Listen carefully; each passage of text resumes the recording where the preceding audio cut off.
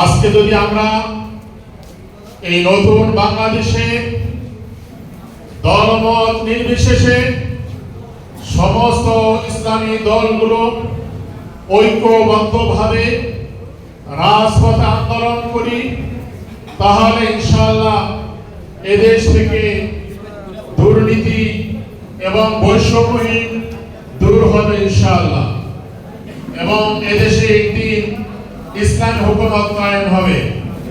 আমির শরীয়ত হাফিজুর রহমতুল্লাহ আলাইহি 8 রমজান সরওয়ার্দী হাসপাতালে ইন্তেকাল করেছিলেন 1987 সালে।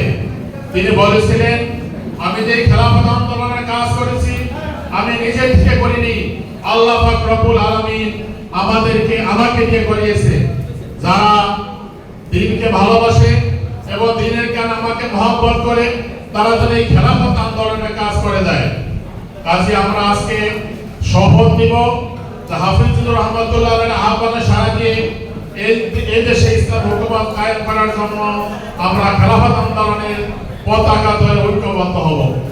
ভাইয়েরা আমার, আপনারা জানেন আমাদের দেশে সংবিধানে আল্লাহর উপরে পূর্ণ আস্থা ও বিশ্বাস ছিল, কিন্তু পতিত স্বৈরাচার সরকার সংবিধান থেকে আল্লাহর উপরে পূর্ণ আস্থা ও বিশ্বাস মুছে দিয়েছে, যার কারণে স্বৈরাচার সরকারের পতন হয়েছে।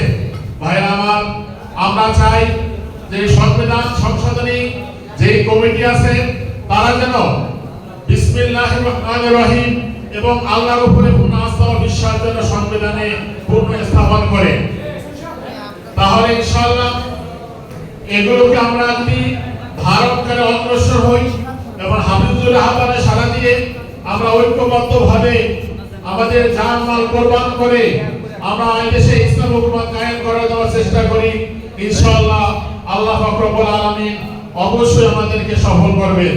এইজন্য আমরা এই দেশে ইসলাম হুকুমত প্রতিষ্ঠার জন্য এবং যারা এই দেশে ইসলাম হুকুমত প্রতিষ্ঠার জন্য আপনারা চেষ্টা করেছেন তাদের জন্য আমরা দোয়া করি, সংক্ষিপ্ত দোয়া করি।